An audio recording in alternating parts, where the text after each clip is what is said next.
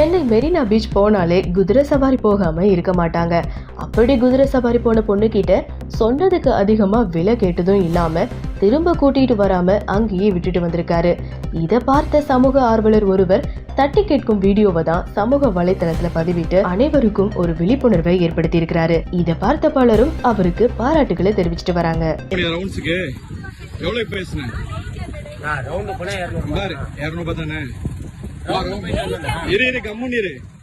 எவ்வளவுமா கேட்டாங்க? 800.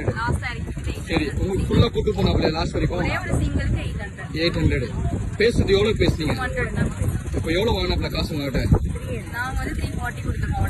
இருங்க, எவ்வளவு பேசுனீங்க? ஆமா, இருங்கம்மா, நீங்க இருங்கம்மா கொஞ்சம். நீ கம்முன்னு வாய் மூடு, நீ கம்முன்னு வாய் மூடு.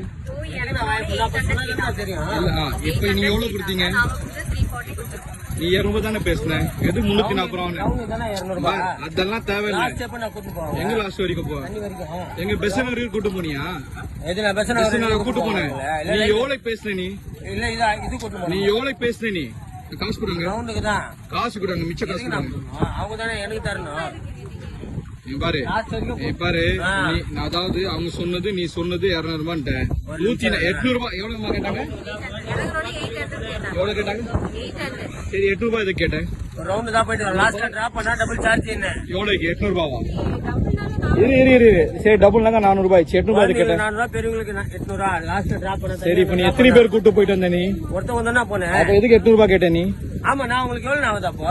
எதுக்கு லாஸ்ட்ல டிராப் பண்ணா? ஒரு ஆளுக்கு வந்து 800 ரூபாவா? போயிட்டு வந்து 800 ரூபாவா?